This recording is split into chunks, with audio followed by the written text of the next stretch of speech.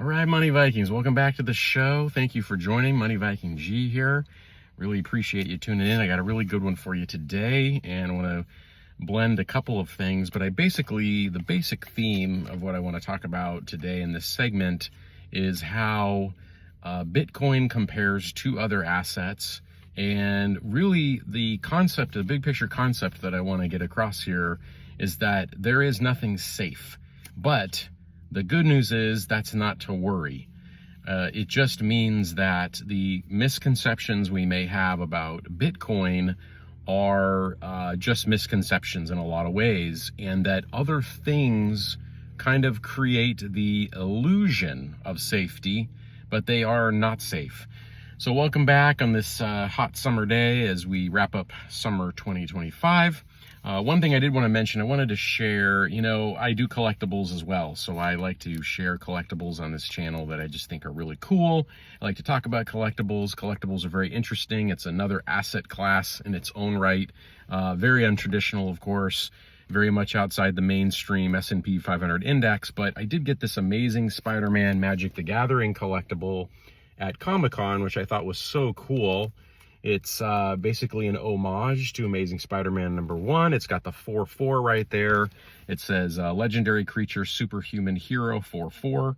It has vigilance and reach. And I hope that there is a card that comes out of this that's like this in the new Spider-Man Magic set. But I think that Spider-Man set's going to be pretty dang awesome, if I do say so myself. Spider-Man intellectual property is obviously some of the most valuable in the world, so probably going to be doing just fine there.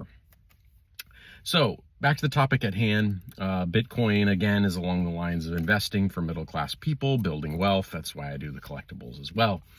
But on Bitcoin, I think the main thing I want to get across today is it dawned on me that there really is, I read an article about the existential threat to Bitcoin of quantum computing. And I'm no quantum computing expert by any means. I'm not an expert at all in computing or technology. But I do understand that the idea behind quantum computing and Bitcoin is that quantum computing would be able to crack the Bitcoin code per se, and would basically mean that apparently about 25% of Bitcoin is at risk of this quantum computing hack.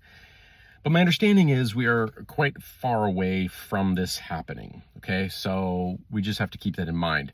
But it made me think, yes, it's always important to assess the risks of any particular investment when you are putting your hard-earned money into it. And it made me think that,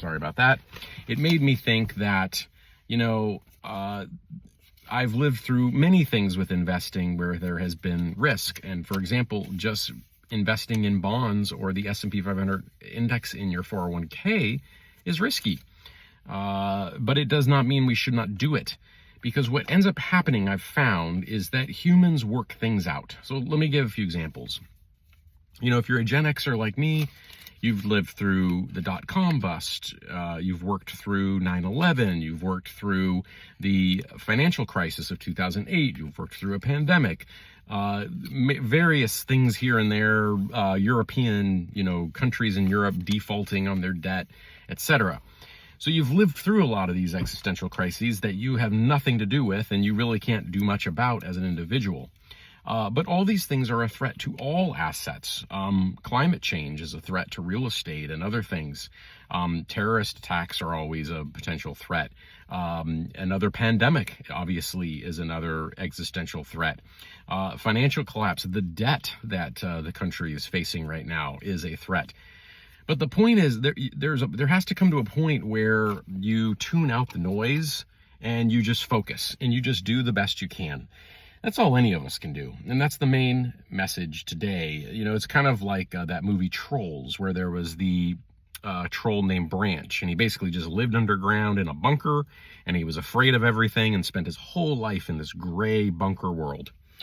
Well, okay, Branch may survive, who knows, but he's not really living a great life along the way. And a lot of times his fears are actually bigger in his mind than they are in reality. Now, can black swan events happen? Yes, of course they can. And will they happen again? Yes, they probably will. But again, that's why I go back to Bitcoin being a portion of a strategically diversified portfolio.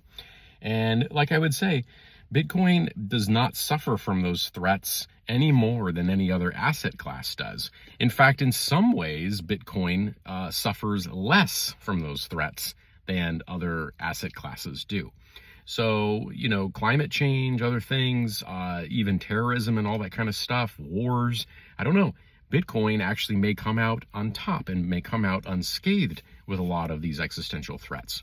So, just again, another mind exercise for you today as you're going through your true wealth journey and trying to figure out things in terms of Bitcoin for yourself. Again, not financial advice. I just like to share what we are doing. So have a good one with that, and please like and subscribe, all that great stuff. Share the channel if you don't mind. It's a free way to help us grow the channel. We don't make any money off this. This is really just a project of educating and inspiring others in order to uplift us all. That's really the vision of Money Vikings. There's very little financial education in the United States, and so we thought we would learn and we would share as we go. So with that, thank you very much, and we'll see you on the next one.